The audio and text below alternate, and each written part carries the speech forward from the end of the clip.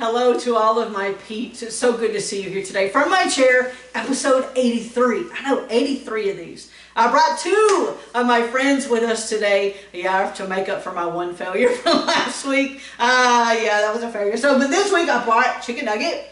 And I'm so excited about chicken nugget. There's even some new growth on it. So I'm doing some things right with this one. I'm glad after my epic fail from last week. And then I brought Iris. Thank you, Lady D, for taking care of Iris. Every Wednesday night she waters Iris for me. And a beautiful, beautiful plant. And there's going to be some flowers here soon. I'm excited about it. And but thank you. Thank you for joining me as we dive into another personality box. Let me say this. Life is relationships. Life is relationships. And I want to strive and work hard to have the best relationships possible. Now, let me pause and say this. You're going to have to fight to have healthy, good, meaningful relationships. You're going to have to fight for it. Oh, smutty face. Oh, smutty face. He knows how valuable they are, and he knows how necessary they are, and how much you need companionship and help. He knows it. He knows how valuable good relationships are. And let me just tell you, he's going to fight you. He's going to fight you tooth and nail because he knows how valuable they are. This week, as I was studying in the Pauline epistles, I was reminded about Paul's life and ministry and how vital it is to build relationships and how much time and energy that it takes to build those. Please understand that what God loves, Satan hates. And I'll say this, I think he despises. I think he despises. What God loves, Satan absolutely despises. And what Satan hates, he fights against. Take your Bible and go to 1 Thessalonians chapter 2, verse number 8. 1 Thessalonians 2:8, I'll show it to you. Paul, I love the way, as you read these Pauline epistles and his interactions with people, churches, church members, congregations, friends of his, how he interacts with them. It's very sweet. I love the verbiage that he uses throughout these books of the New Testament, the Pauline epistles. 1 Thessalonians 2, let's look at verse 8. This is one such. So, being affectionately desirous of you, we were willing to have imparted unto you, not the gospel of God only, but also our own souls, because ye were dear unto us. Isn't that good? Isn't that good? Jump over to verse 17. But we, brethren, being taken from you for a short time in presence, not in heart, endeavor the more abundantly to see your face with great desire. Wherefore, we would have come unto you, even I, Paul, once and again, but Satan hindered us. He wanted to see them. He was greatly desirous to see them. That relationship, he wanted to build that relationship with these people. But Satan, boom, he keeps fighting. Look at, Satan is going to fight your relationships. He's going to fight them because he knows how valuable they are. Take your Bible again, go to 2 Corinthians. 2 Corinthians, another amazing thing here. 2 Corinthians chapter 2, verse number 4. For out of much affliction and anguish of heart I wrote unto you with many tears, not that you should be grieved, but that ye might know the love which I have more abundantly unto you. But if any have caused grief, he hath not grieved me but in part, that I may not overcharge you all. Verse 7, so that contrariwise, ye ought rather to forgive him and comfort him, lest perhaps such an one should be swallowed up with overmuch sorrow. Wherefore I beseech you that you would confirm your love toward him. Jump down verse 11, lest Satan should get an advantage of us, for we are not ignorant of his devices. Let's get it in our core. Satan hates it. He hates and despises good Christ-centered relationships. And he wants to get the advantage in it. Don't let him. Go to Hebrews chapter 3. I was reading this week also. Hebrews chapter 3, verse number 13. Let's look at the bigger picture of this. But exhort one another daily, while it is called today, lest any of you be hardened through the deceitfulness of sin. Somebody needs you. You need somebody, and Satan knows that. He knows that you need peeps, you need people, you need strong relationships, and that there's a deeper reason to fight and to claw and to work to have those good Christ-centered relationships. It's worth it. That marriage, it's worth fighting for. It is. It's worth fighting for. And Satan knows that he's trying to pit you against each other and to get you aggravated with each other, because if he can split you, yes, he has broken apart what God hath joined together. Don't let him do that. Fight and claw to keep it. That friendship that you have, he is trying so hard to put a wall of division in between you. If it's a good, Christ-like, Christ-centered relationship, you need to know, especially if you're prayer partners, especially if you're winning souls and encouraging one another and your kindred spirits, just know that he's going to pull out his arsenal and his arrows, and he's coming after it. He's coming after it. Your parents are worth mending the fence for. Those children are worth opening your arms back to receive back again for. They're worth it. It's worth it to fight for these relationships. Now, one of the ways that we can do that, and that we can punch old smutty face in the face, and one way that we can do that is know and learn how we respond, what box we live in. Last week we discussed the 8 box. The bull destroyed the box, the challenger box. And we've been thinking about that because there are people in your life and in your realm that live in this box. Either healthy spaces or unhealthy spaces. They live there, and you've got to learn and got to know how to deal with them and how to receive what they're coming at you with. Now for today, let's jump in. Let's discuss 9 box.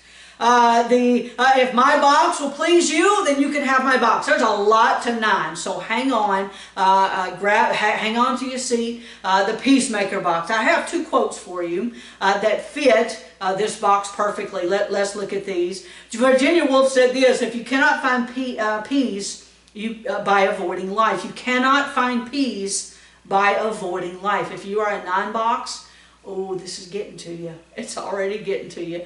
You cannot find peace by avoiding life. Get this one. This Savoy proverb says this: "I have so much to do, I'm going to bed." That's the way they roll. That's the way they feel. I have so much to do, I'm going to bed. So what is it like to be and to live inside of the 9 box? Let's open it up. Just like we did with the 8s, let's open it up and see, what is it like to live in this box?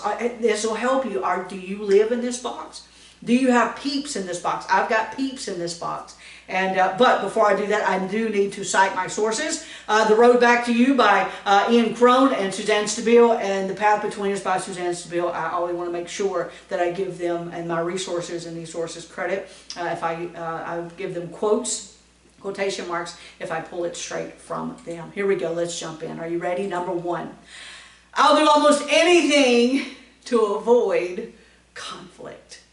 I'll do almost anything to avoid conflict. And we'll talk about it, but their major thing is they want peace. They're the peacemaker box. They want peace, and they'll do almost anything to avoid conflict. Number 2, I am not a self-starter. Now, once you get them started, boom, let's go, let's get it done. Now, you got to keep them focused, but they're not a self-starter. You got to help them. You got to kind of pull them along a little bit. Number 3, I'm a what you see is what you get person. Now, we will deal with numbers, and that are deceitful. Not 9s, not 9 boxes. What you see is what you get. I am who I am, and that's all that I am. What you see is what you get, number 4. Number 5, I'm happy to go along with what others want to do.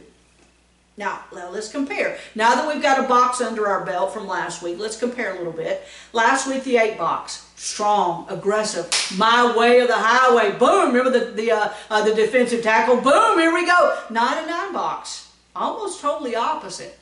I'm happy to go along with what everybody else is doing. I'm happy to go along with what do you want to do? Very different from an 8 box. And you can see where they would collide in relationships if they're not in healthy spaces. I'm happy to go along with what others want to do. Number 6. Number six. People think I'm a good listener, even though I find it hard to pay attention in a long conversation. I've been here before. I've been with my 9 peeps. I like conversation. I like long conversations. They are very good listeners, but it's very hard for them to pay attention in a lengthy conversation. In fact, again, I've got to compare a little bit. When you do an 8 box talking to a 9 box in unhealthy spaces, that 8 box will get aggravated very, very quickly. Because the 9 box has a hard time paying attention and getting to the point. Pay attention in a long conversation. Number 7, what is it like here? I don't enjoy big social gatherings as much as a quiet evening at home with the ones that I love. I don't enjoy big social gatherings as much as a quiet evening at home with the ones that I love. Number 8. I'm often quietly stubborn when people put demands on me. We'll talk about their stubbornness in just a minute. I am often quietly stubborn when people put demands on me. Number 9. It would feel selfish to spend a whole day doing whatever I want to do. They think that is selfish. One of the best gifts that I've given one of my 9 peeps is a stack of gift cards to go take the day. Go here, go here, go here, and go here, and go take the day for yourself. They feel very selfish in doing that. But if it's a gift, they have to do it. They don't have a choice. But they really do truly feel selfish spending the whole day doing whatever they want to do. And number 10, and this one hurts my heart. I don't think of myself as being very important. What's it like to live in a 9 box? I don't think of myself as being very important. Let's do this. Let's do the talk style, okay? Now that we've peered inside and seen what it's like, are you a 9? Are you a 9 box? Do you have 9 box peeps? What's their talk style? Their talk style is epic saga chronicles. Again, I told you a few minutes ago about the 8 box. When that 8 box asks, how you doing today? And you go into your epic saga. They recount the sagas, the daydreaming aloud, the wandering, the meandering. Oh my word, they get turned off real quick. Okay. Yes, absolutely. The epic saga, they like to chronicle. They like to daydream aloud and wander and meander. That is their talk style. Their behavior. I thought this was very interesting. Their behavior is passive-aggressive. A passive-aggressive behavior. They're not direct because they don't want to hurt you. Remember, their object is peace. They want to have peace and they want to keep the peace. They're not direct because they don't want to hurt. Let me explain how all this works, how this plays out for a 9 box. When a 9 box is angry, they will slow way down because she doesn't want to say something that will start an argument. Hence messing up the peace. Get it? Are you getting this? They get angry, and 9 box is angry, and this is a great picture of it. She doesn't want to say something that's going to start an argument. They want you to figure out why they're angry. And fix the issue without any involvement of the angry 9. Yeah. Passive-aggressive. They don't want to name their anger. They don't want to start an argument. They don't want to fuss. They don't want to fight. But they want you to know that they're angry. Figure out the anger. Figure out that they're angry. And then solve the problem without them. Okay, so it might sound something like this. Is something wrong with you? Are you okay? Is something wrong with you? To the which a 9 responds, I don't know what you mean. I don't know what you're talking about. Okay. Passive-aggressive. You're going to have to get to the bottom of it. To get to the bottom of it, you've got to meet them where they are, hold out your hand, and say, hand it to me. Hit me with it. What's wrong? Give it to me. I know you're angry. I know you're disappointed. I know you're frustrated. I know you're aggravated about something. Give it to me. And then, watch. Be patient as they sort out their words. Be patient as they figure out how to tell you everything that's going on in their heart and in their mind. Be patient. They'll get there. They really do want to tell you what's going on and why they're angry, but they want you to notice that they're angry, figure it out, and say, hand it to me. But then be patient as they do hand it to you, because they'll get there. It'll just take a little while. They really do have a hard time making personal decisions. They do. They have a hard time making personal decisions. They forget, and I quote here, they forget their opinions, preferences, and priorities. And instead they merge with the feelings and viewpoints and pursuits of others, and in so doing, they erase themselves. Did you get that? They really do have a hard time making decisions for themselves. Standing up for themselves and making decisions for themselves. Instead, they merge their opinions and their feelings and their viewpoints and their pursuits. They merge them with other people, and then thus erasing themselves. They truly don't think that who they are and what they bring to your table is important. I know, it breaks my heart. They truly believe, they do not think that who they are and what they bring to your table is important. It's just me. Why would you want me? So, let's talk about this. What is the primary struggle for a 9-box? You ready? You're not going to like it. Sloth. Sloth. But not only a physical laziness. This doesn't refer to just a physical laziness. The sloth of a 9-box is a spiritual laziness. In fact, they fall asleep to their own priorities, personal development, and responsibility for becoming their own person. Yeah. They fall asleep to it. They fall asleep to their own personal responsibilities, their own personal development, becoming their own person. Their relationships are lazy. Yeah. They become lazy in their walk with God. It takes so much energy to build and maintain that they really don't want to upset the inner peace. You know, I just told you at the beginning how much of a fight it is to keep these relationships going. A 9-box, it's everything they can do to exist.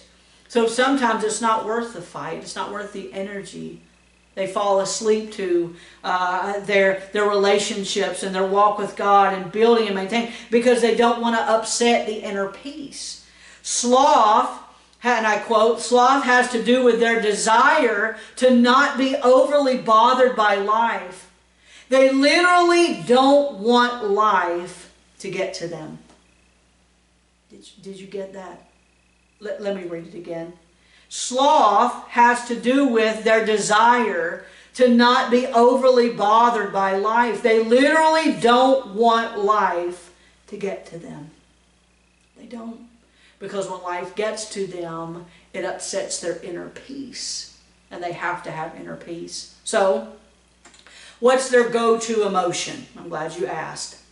In stress and in unhealthy spaces, their desire is to avoid conflict and inner turmoil. Therefore, their go-to emotion is no emotion. We're going to call it, they fall asleep to their anger, or we call it ignored anger. Last week, what was it? Expressed. External anger. Remember the emoji last week?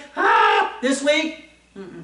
They want to ignore anger. Totally different than last week. They ignore the anger. They want to fall asleep to their anger. Now, it doesn't mean that their anger disappears. It just means that they work very hard to keep it contained, not just out of everybody else's view, but out of their own view. Yeah. Ignored anger. Yes, they get angry. But they want to push it aside. They want to ignore it. They want to forget it. Forgotten anger would also go here also. They fall asleep to their anger. They work hard to keep from being negatively affected by the outside world. They work hard. They don't want to be negatively affected by the outside world. In fact, they don't want to watch the news. They don't. They don't want to discuss world events and catastrophes and a bunch of politics. They don't want to discuss all that. Why? Because it upsets their inner peace. You won't see them glued to a TV. They don't want to know all of the tumultuous things that are going on. It stresses them. It overloads them. And in trying to maintain their inner peace from barraging of thoughts and feelings, it takes them so much energy. Trying to ward off all of the outside world and maintaining the inner peace, those barraging thoughts and feelings, it takes them a lot of energy. This task takes on so much energy, so much of their physical energy, that they are literally tired much of the time. In fact, as I studied and I read where of all of the 9 boxes, these that live in the 9 box have the least energy out of all the boxes. Isn't that interesting? Why? Because they fight so hard to keep all of the negative out. They want inner peace. And when it barrages them, it's hard for them to sort it all out, and their physical energy drains. They literally have no desire to rock the boat. I'll add this as just kind of food for thought for a 9 box. It's free for us today. Stubbornness. Stubbornness is the 9's go-to passive-aggressive behavior. Yeah, it's their go-to passive-aggressive behavior. When you're pressuring them to do something that they don't want to do, here's what you can expect. Procrastination. Stonewalling, tuning out, giving the silent treatment, and then totally avoiding the task altogether. That's what you'll get. You'll get stubbornness. That is their go-to passive-aggressive behavior. A few illustrations here that I'll give you. I have some very, very close peeps who are in 9 box, and I will say this: the peeps that I have that are 9 box, they're in very healthy spaces, extremely healthy spaces, but I've watched them go from unhealthy spaces to healthy spaces, learning all of these things. I love that. I have close peeps who are 9 box, and because I know how difficult it is for them to make decisions. Remember we talked about that? It's hard for them to make decisions. They want to please everybody. They want to please everybody in the group. They don't want to rock the boat. One time we went out, a group of people went out, and I asked, I'm like, what does everybody want for supper? Oh, that's a hard... That's such a difficult question to ask a 9 box. I'm just telling you. What does everybody want for supper? Everybody in the group shouted out a name of where they wanted to go eat. All of them did. Except my 9 peep. Nope. She had no opinion. No opinion. Doesn't matter. The quote is, it doesn't matter whatever everybody else wants to do. Whatever everybody else wants to do. That's what I'll do. I was like, no, I'm asking you, where do you want to go to eat? What do you want to eat? I don't know. What does so-and-so want? Where do they want to go? What does so-and-so want to eat? Well, when I realized that I was getting nowhere, I was getting nowhere this way, I said this. I said, okay, here are 3 choices. Which of these 3 do you like the best?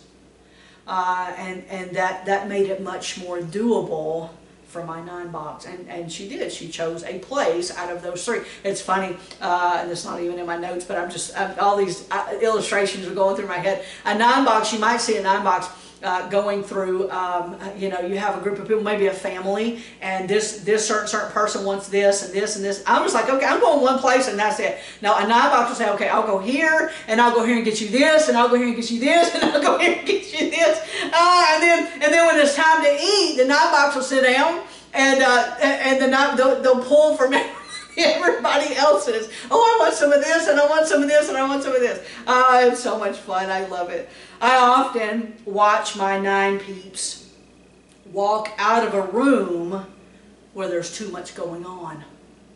Yeah. You'll find them reading a book, or maybe behind a laptop, especially when there's conflict or an argument in the room. I'll look up sometimes, and we're a group of people, and maybe a heated discussion or something, and I'll look up, and the 9 box has retreated to another room, maybe the open laptop or maybe the phone. They don't want the barrage to upset their inner peace. When I'm spending time with a 9 peep, I need an agenda. The 9 peep needs an agenda. Let's leave at this time, and then we need to do this, and we need to go here, we need to go here, we need to do this. I want to have an agenda together when I spend time with a 9-peep. Oh, mercy sakes. They get so distracted, especially when it's a pretty day. They love the outside. They love the outdoors. 9-box gets so distracted when it's a pretty day. I've watched my 9-peeps have so much to do, so much to do. And then I'll text or I'll call or I'll visit or something. I'll say, what you doing? And they'll often say, I'm sitting outside drinking a cup of coffee.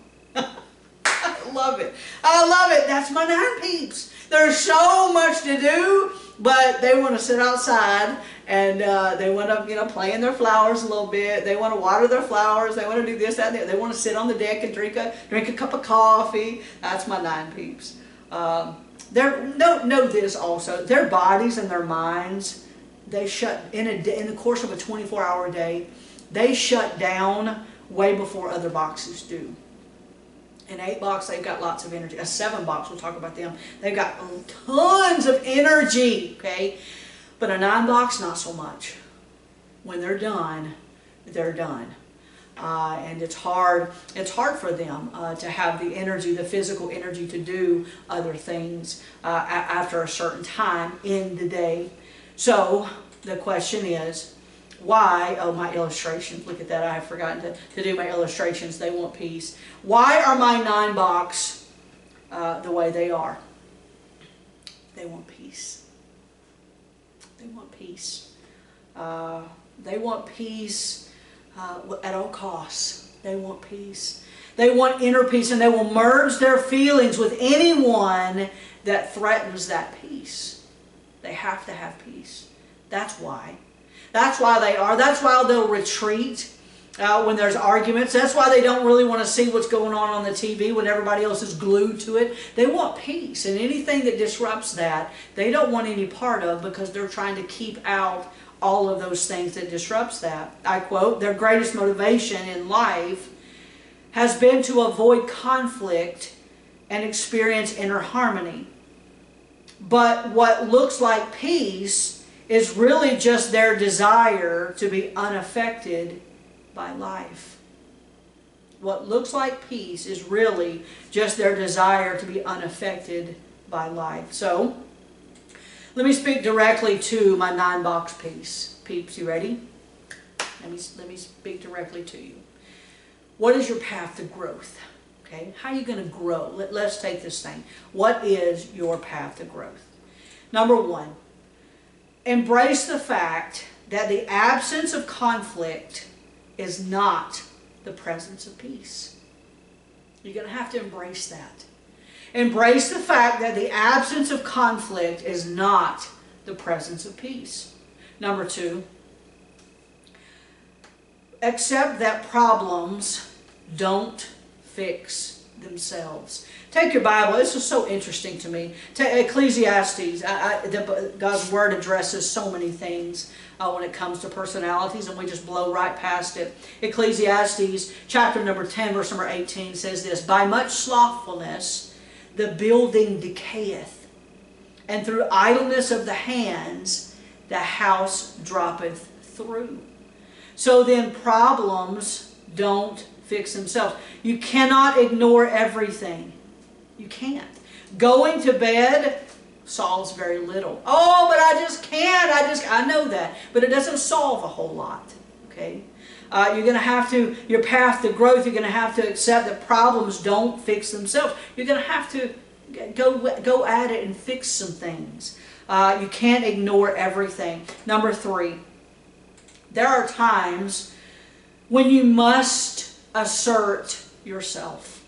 There are times when you must assert yourself. It is yours to do regardless of the cost. You're going to have to learn that. You have to understand that, look, I've got to assert myself.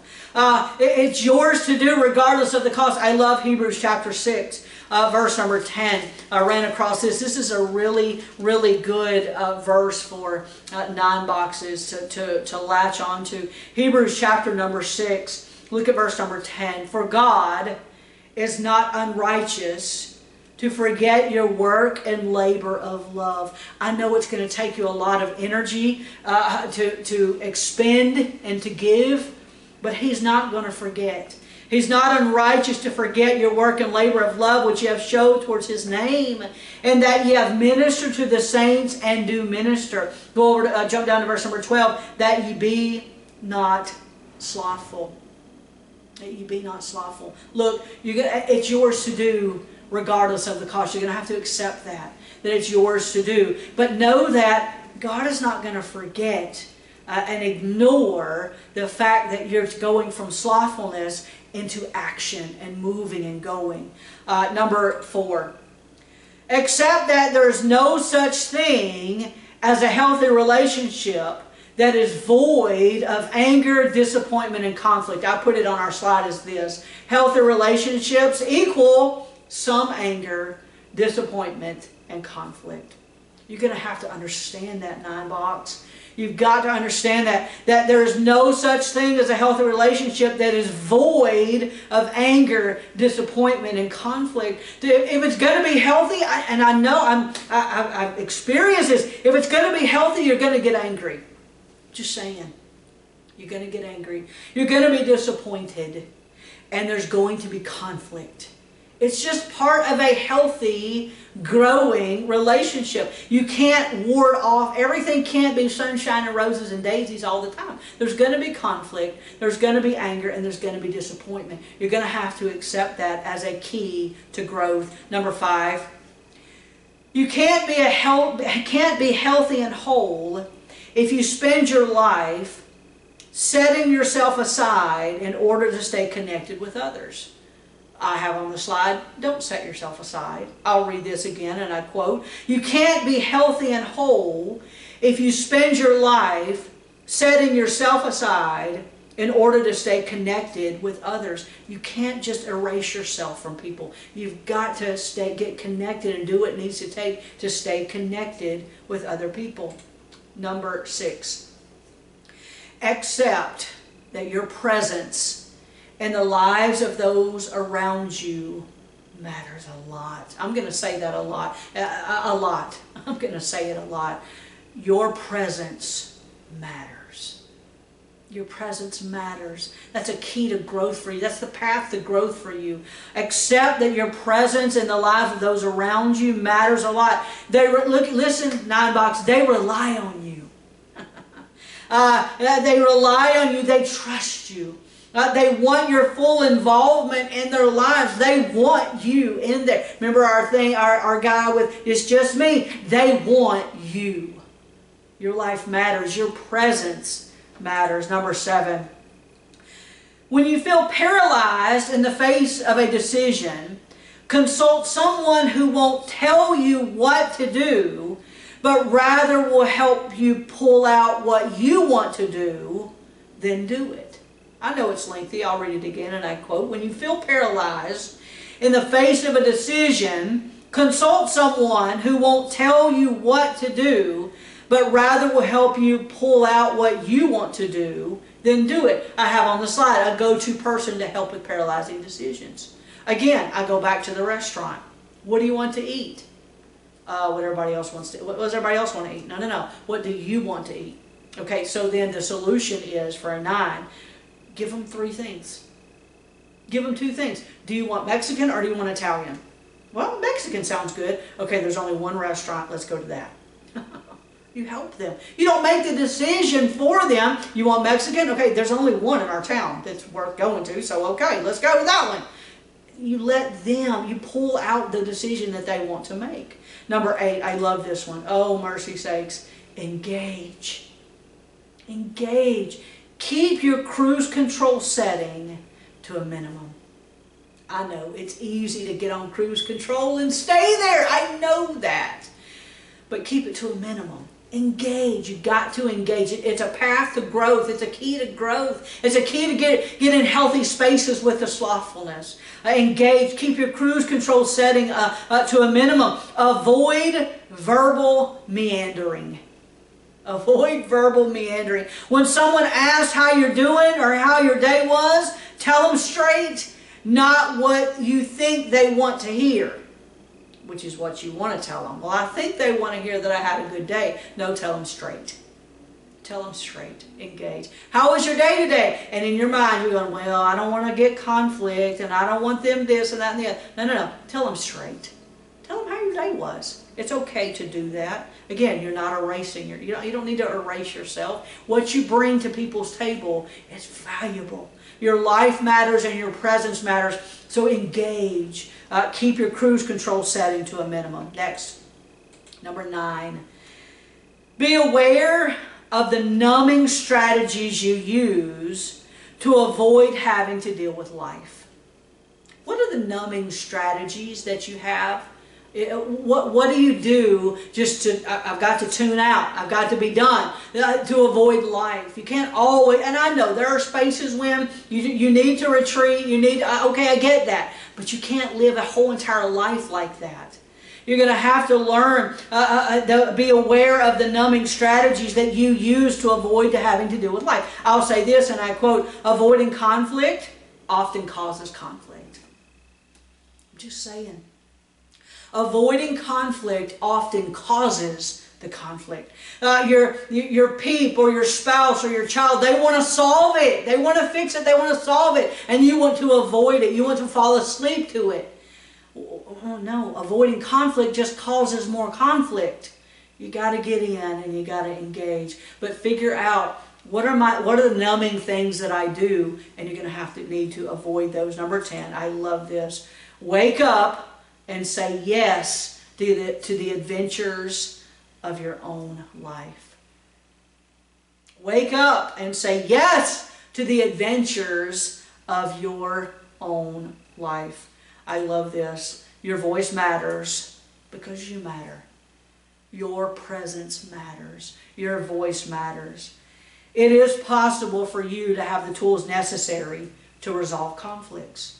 Okay, have the tools necessary. What are the tools that you need? Get those tools to resolve the conflicts, and it's okay to have the proper tools to avoid some of the conflicts too. I get it. You want to avoid some conflicts. I don't watch the news either. It bombards me. It drives me nuts. There's too much going on. I have a tendency towards 9. And I don't want to hear all those barraging thoughts. But if my hunka burning love wants to talk politics, I've got to engage. I've got to engage and talk politics. I've got to be able to converse and be all things to all men. That's the goal. You can't expect people to read your mind. You can't. I battle that a lot. I expect people to read my mind. But you can't. You cannot expect people to read your mind. I know you have a limited amount of energy, so choose wisely what you spend that energy on every day, but stay focused on it. Stay focused on it. Complete the task. Complete it. Get it done. And stress. Oh, you're not going to like this. This is another freebie. In stress, you are withdrawn, you are indecisive, you're non-communicative, you're secretive, and you're stubborn. Yeah. You're usually absent emotionally and physically. And if you are present, you're either unable or unwilling to risk connecting with others. Your stress spaces are really tough, 9s. They're really tough. You're stubborn, indecisive, withdrawn, non-communicative, secretive. If you're withdrawn, you're usually absent emotionally and physically. You don't want to connect with others. But listen, you're taking the risk. You listen to me? When you do that, when you do withdraw in stress like that, you're taking the risk of missing opportunities that you may never get back. You hear me? You hear me? You're taking the risk of missing opportunities that you may never get back. When it comes to relationships, life happens in real time. It happens in real time. And you have to be truly present to experience it. Well, I don't want to. No. It's got to be worth it to you. It's got to be worth it. You've got to be present inside of those relationships to experience all the amazingness of the relationships. And yes, you might have to fight off some barraging things, and they're going to interrupt my inner peace. Okay, but it needs to be worth it. That person, that relationship, is so worth it now. I love ending like this. What amazing things the 9 boxes offer the world. I love this. This is my favorite part. What amazing things the 9 boxes offer the world. My 9 box peeps, they're so valuable. They're so valuable to me, especially in this area. This is my favorite. Well, as I was looking for clip art and pictures, this is my favorite. I love this one. I'm going to show it probably 3 or 4 different times on here. What do they offer it? To me personally, it's wisdom. Wisdom. My 9 box peeps are so wise. They see all the sides of what's happening. They see it all. They see all the sides of what's happening. I read a quote from a professional mediator. He said this: a good peacemaker is one that can see, understand, and empathize with every side of life. I love that. They offer me personally so much wisdom because they see all the sides. Because they see all the sides clearly and can articulate those sides, they have an uncanny ability to reconcile seemingly unreconcilable points of view. Do you need sides to come together? Get a 9 box. Get a 9 box. I'm just telling you. Get a 9 box because they talk to one. They see all the sides. And they have this uncanny ability to reconcile seemingly unreconcilable points of view because they see everybody's side. And they empathize with all of them. They empathize with this side and with this side. They see it all. And they're so, I love it, they're so crazy loyal and they're so kind. They're so loyal and so kind. They will go above and beyond to support you. I love, this is an amazing illustration for a 9 box. Matthew 5:41. Matthew 5:41, I love it. The second mile. Whosoever shall compel thee to go with him a mile, they go with him twain or 2. They go the second mile. They've got your back. They will go above and beyond to support you. They're so much fun to be with. Getting a 9 in healthy spaces, you get a 9 laughing and milk's coming out of your nose. I'm just telling you, we have such a good time, me and my 9 peeps. I love, love, love being with my 9 peeps. They're so much fun to be with. They love very, very deeply. They love very deeply. I love this illustration. I'm going to put this one back up just because it's so, it just depicts a 9 box in my life personally so much. Many times I miss things. Yeah. Many times I personally miss things. I miss how other people are seeing what's happening. I do. And you'll see next week, we're going to talk about the 1 box next week. I have tunnel vision. I see it one way, my way, and that's it. Not a 9 box. They see all of it. When I'm struggling, when I'll miss things and I'll call or I'll text my 9 box peep and ask, what am I missing? I'll explain the situation and say, what am I missing in this thing? What am I not seeing in this situation? And they help me every time. They give me wisdom. They help me every time. They uncover nuggets of valuable insight and viewpoints that change me. They change me. It's almost like they uncover. They're like, hey, take the blinders off. All right, let's look at all of this. I love it. I love what the 9 box peeps bring to my life. They value being over doing. And because they do, they know how to rest in God's love and share themselves more generously than the rest of us.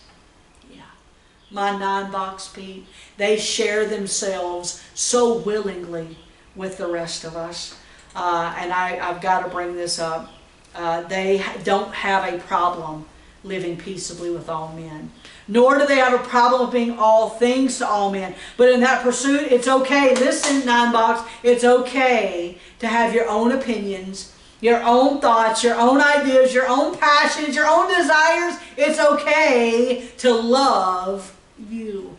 It's okay to love you. It's okay to have conflict as you grow, but be honest and open. Just be honest and open about it. Give God permission to do a mighty work in you. You know what? Your life truly does matter. Yeah, it does matter. And your presence matters. Let's get that in our core being. You need to hear that your life truly does matter and that your presence matters. Next week, we're going to talk about my box. I know, I get to reveal my box to you. The one box, we're going to talk about that next week. And so be in your places. Don't forget, Lydia at 11 with leukemia. Now go be amazing today.